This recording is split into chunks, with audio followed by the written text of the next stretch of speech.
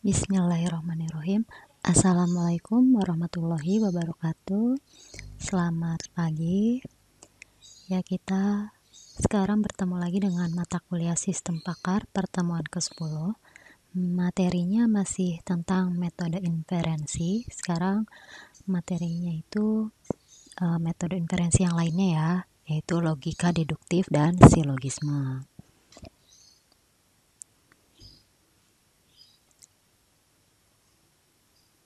Nah, secara umumnya nih, salah satu dari banyak metode yang paling sering digunakan untuk menggambarkan inferensi adalah deduktif logik atau logika deduktif yang digunakan sejak awal untuk menentukan validitas dari sebuah argumen. Nah, satu tipe argumen logika adalah silogisme yang memiliki dua premis dan satu conclusion. Nah, dalam argumen, premis ini digunakan sebagai bukti untuk mendukung conclusion atau kesimpulan. Premis juga disebut dengan antecedent dan kesimpulan disebut konsekuen. Nah, karakteristik pokok dari sebuah logika deduktif itu adalah kesimpulan benar harus mengikuti dari premis yang benar. Nah, penulisan argumen itu biasanya ditulisnya seperti ini. Anyone who can program is intelligent. John can program. Terus garis, kemudian kesimpulannya titik 3 nih. John is intelligent. Dimana simbol titik 3 ini digunakan untuk menyatakan berarti atau jadi. Kalau bahasa Inggrisnya therefore. Dan garis lurus ini digunakan untuk memisahkan antara conclusion dan premis. Nah, makanya waktu di pertemuan 6 saya buatin kan penulisannya itu seperti ini. Yang kemarin di video ya, dilihat lagi aja bisa. Jadi saya bikinkan tuh tulisnya ada garis terus titik 3. Nah, jadi itu penulisannya itu seperti ini.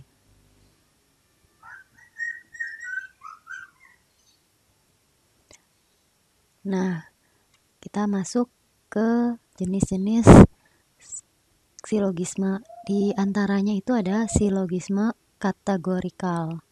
Nah, pada umumnya, silogisme ini merupakan argumen deduktif yang valid, yang mempunyai dua premis dan satu conclusion. Nah, biasanya itu silogisme itu dapat direpresentasikan ke dalam bentuk aturan if then. Makanya yang kemarin P maka Q itu kan. Q maka P itu maksudnya if then. Nah, contohnya itu if anyone who can program is intelligent and John can program, then John is intelligent. Nah, silogisme klasik itu disebut tadi categorical syllogism. Nah, premis dan konklusi ini didefinisikan sebagai statement yang pasti dari 4 bentuk berikut. Jadi ada bentuknya itu ada A, E, I, O. Nah, dimana kalau A itu skemanya semua S adalah P, yang berarti itu adalah universal afirmatif. Kalau yang bentuk E, tidak S adalah P, artinya itu universal negatif. Kemudian bentuk I, beberapa S adalah P, yang artinya partikular afirmasi atau sebagian partikular. Lalu bentuknya O, beberapa S bukan P, artinya itu partikular negatif. Jadi kalau ada kata-kata beberapa atau sebagian itu masuknya partikular. Ini bahasa Inggrisnya ya, sama aja. Kemudian bentuk argumen dalam silogisme Nah, dalam logika ini, skema kata ini digunakan untuk menunjukkan bentuk esensial dari sebuah argumen. Skema juga menunjukkan bentuk logika dari seluruh silogisme seperti dalam bentuk berikut. All M is P, all S is M. Nah, kesimpulannya, all S is P. Ini ketutup ya dia.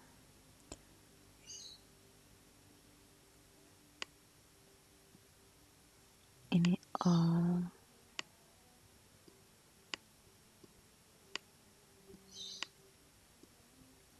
S, aduh jelek tulisannya, is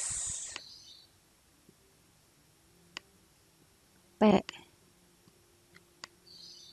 Ya, itu ya, ini ketutup sama simbol ini. Jadi sini simbolnya nih harusnya simbol titik tiganya. Nah, subjek pada conclusion S, ini conclusion itu sebutnya S, itu disebutnya minor term, dan predikat pada conclusion disebut ini disimbolinnya P, disebut major term. Nah, premis yang berisi minor term disebut minor premis, yang berisi major term disebut major premis. Contohnya, major premisnya itu all M is P, minor premisnya itu all S is M. Conclusionnya all S is P. Ini jadinya sama seperti yang kemarin nih. Ini sama-sama M dicoret gitu kan. Jadi all S is P gitu. Nah, ini disebut silogisme sebagai standard form dengan premis major dan minor yang ditentukan gitu. Jadi kita nentuin dulu yang mana major, yang mana minor. Kemudian subjek ini merupakan sesuatu yang digambarkan atau dijelaskan. Sedangkan predikat menggambarkan beberapa properti atau sifat dari subjeknya. Seperti ini contohnya. All microcomputers are computers. Terus all microcomputers with 512 MB are computer with a lot of memory. Jadi subjeknya itu mikrokomputer. Nah, predikatnya itu yang menjelaskannya 512 MB are computers with a lot of memory.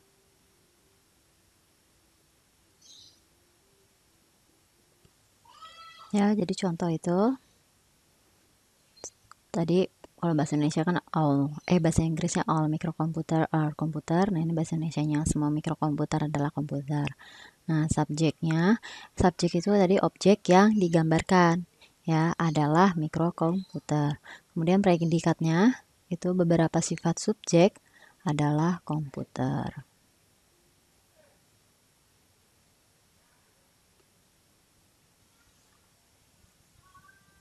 Lalu contoh lain, all microcomputer with 512 MB are computer with a lot of memory. Ini subjeknya all microcomputer. Terus predikatnya itu ini keterangannya yang menggambarkan si subjek tadi kan. 512 MB are computer with a lot of memory. Kemudian middle term adalah bentuk ketiga dari silogisme yang pada umumnya ini terdapat di kedua premis. Nah, middle term ini memiliki kedudukan yang penting dalam silogisme karena dalam silogisme kesimpulan itu tidak dapat diturunkan dari satu premis saja, sehingga middle term ini pada umumnya akan berfungsi sebagai penghubung dari dua premis. Kemudian mood silogisme. Nah, mood dari silogisme ini ditentukan dengan 3 huruf yang memberikan bentuk major premise, minor premise, dan kesimpulan secara respektif. Nah, berdasarkan tabel kategori pernyataan. Contohnya, all M is P, all S S is M. Kesimpulannya all S is P. Nah, ini disebut memiliki mood triple A.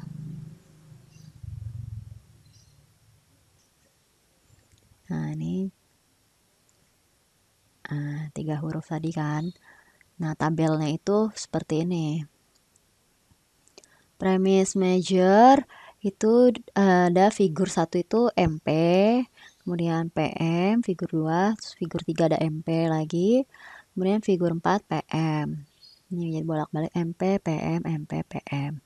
Kemudian premise minor itu figur 1-nya SM, figur 2-nya SM, figur 3 MS, figur 4 MS. Nah, contohnya semua M adalah P, semua S adalah M, kesimpulannya semua S adalah P. Nah, ini mood triple A yang ke-1.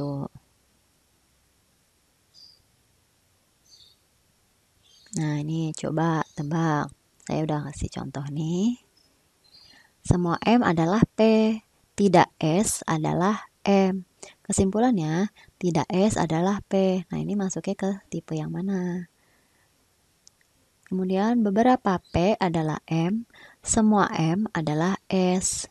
Beberapa S adalah P. Nah, ini masuk ke tipe yang mana? Nanti kalian cepat-cepatan ngejawab ya di sini. Antar kalian japri saya ngejawab ini tipenya apa. Untuk 5 orang tercepat yang menjawab akan mendapat nilai tambahan 10 poin.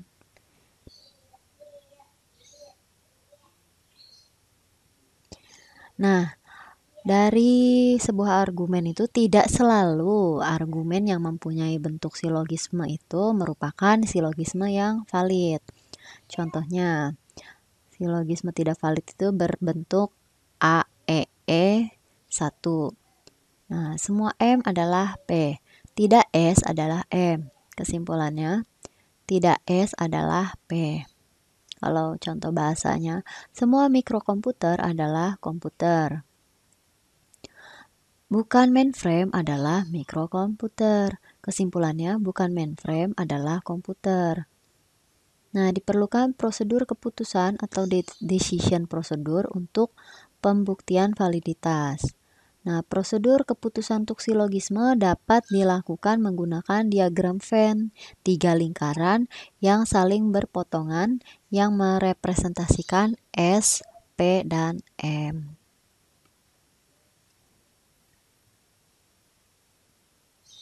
Nah, ini SP dan M itu apa? Ini tipe-tipe dari silogisme itu ditentukan berdasarkan moodnya dan figur dari penyusunan minor terms, major terms P, dan middle terms, di mana akan ada 4 kemungkinan figur susunan SPM, yaitu ini sama kayak yang tadi, tabelan tadi. Figur 1 MP, figur 2 PM, figur 3 MP, figur 4 PM. Sama seperti yang tadi saya sudah jelaskan. Nah, ini contohnya. Bentuk yang pertama nih ada all M is P, all S is M. Kesimpulannya, conclusionnya, all S is P. Nah, ini disebut bertipe triple A pertama. Terus bentuk yang berikutnya ada all M is P, no S is M. Conclusionnya no S is P. Disebut bertipe AEE1. Nah, ini validitas argumen itu digunakan untuk membuktikan validitas argumen silogisme. Digunakan decision procedure yang tadi saya sudah sebutkan, yaitu metode mekanik umum atau algoritma yang dapat menentukan validitas secara otomatis. Nah, decision procedure untuk silogisme dapat dikerjakan dengan menggunakan diagram Venn tadi. Nah, aturannya saat membuat diagram Venn itu pertama, beri arsiran untuk daerah yang tidak digunakan atau diabaikan. Terus cara yang kedua, pernyataan bentuk universal A dan E itu selalu dikerjakan lebih dulu dari pernyataan partikular O dan I. Jadi yang universal tuh yang all, yang kata-katanya all atau semua itu dikerjakan lebih dulu. Kemudian yang ada kata-kata some atau sebagian atau beberapa itu O dan I baru berikutnya. Kemudian jika kedua premis universal atau kedua premisnya itu partikular, maka kerjakan major premis dulu. Nah, kalau misalkan kedua premisnya sama-sama semua ya atau sama-sama beberapa, sebagian gitu kan, maka kerjakan yang major premisnya dulu. Nah, untuk daerah yang diwakili dengan some, beri tanda bintang. Jika ada dua daerah berdampingan yang harus diberi tanda bintang, maka tanda bintang diletakkan pada garis yang membatasi kedua daerah tersebut. Jadi di garisnya tuh, di tanda bintangnya. Nah, untuk daerah yang sudah diarsir, tidak dapat lagi diberi tanda bintang. Nah, ini contohnya.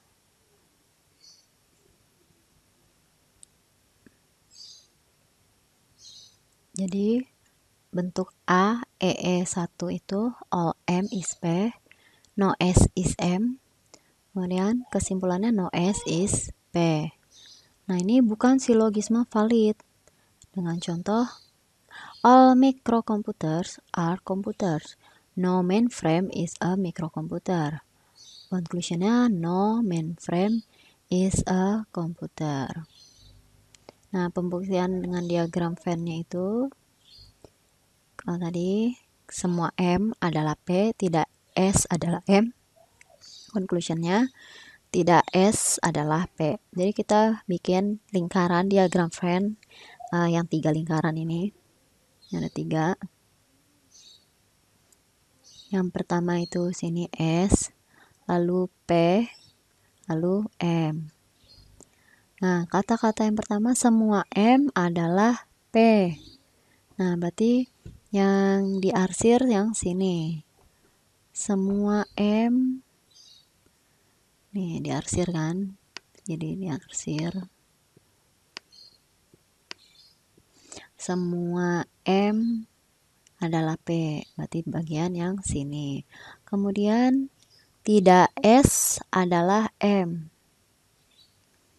Nah, berarti yang sini. Nih, yang kalau ini kan tadi udah kena arsir kan. Nah, tidak S adalah M. Ini kan S. Ya kan? Ini S. Ini S kan. Kemudian tidak S adalah M. Berarti yang bersinggungan yang dengan M sini, yang di sini. Makanya yang diarsir itu yang sini.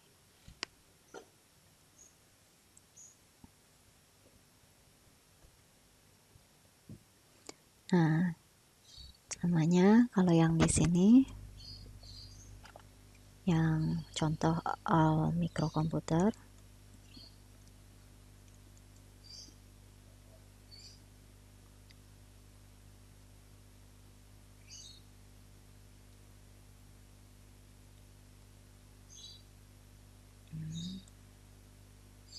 gambar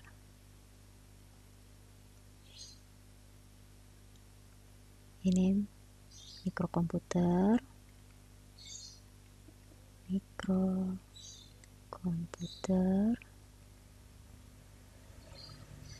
kemudian komputer,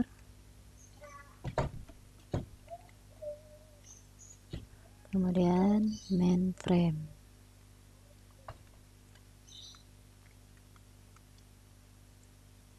Nah, tadi all microkomputer are komputer.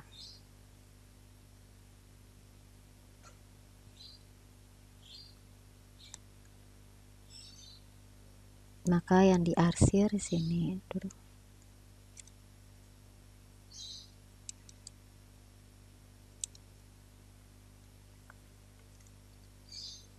Aduh, pulpennya nggak bisa. Nah, aku ke situ. di sini. Maaf ya. Nah, ini yang diarsir. Ini ikut arsir ya, area sini ya. Kemudian no mainframe is a microcomputer, berarti yang sini yang diarsir karena yang bersinggungan sama komputer. Nah, jadi seperti ini diagram Venn-nya. Kemudian bentuk yang EAE1, no M is P, all S is M, conclusionnya no S is P. Nah, ini silogisme valid. Contohnya, no microcomputers is mainframe, all laptop is microcomputer. Kesimpulannya, no laptop mainframe.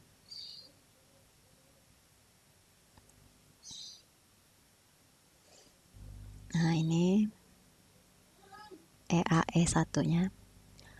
Sama, kita bikin 3 lingkaran. Ini S, ini P, ini M. Kemudian tidak M adalah P. Nah, ini tidak M adalah P. Nah, ini yang bersinggungan sama P nih, yang di sini. Nah, maka yang diarsir yang ini. Kemudian semua S adalah M. Berarti semua S nih adalah M. Nah, yang di sini yang diarsir.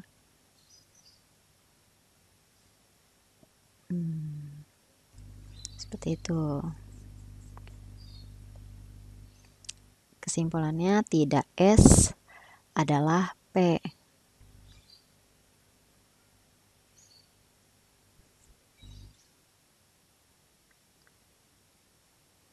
Kemudian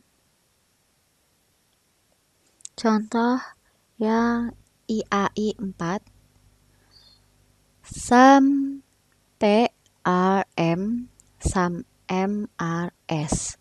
Kesimpulannya sum SRP. Silogismenya ini valid dengan contoh sum computer are laptops, laptop are transportable, some transportable are computer. Nah, ini untuk yang IAI 4, coba kalian buktikan diagram Venn-nya ya. Yang ini.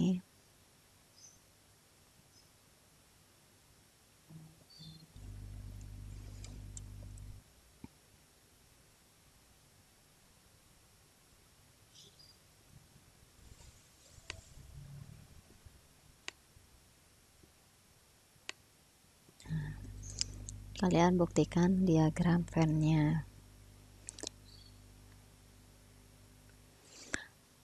Sampai sini apa masih ada yang belum jelas?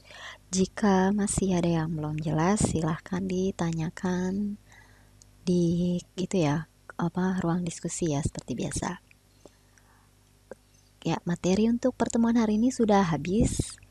Kurang lebihnya mohon maaf. Wassalamualaikum warahmatullahi wabarakatuh.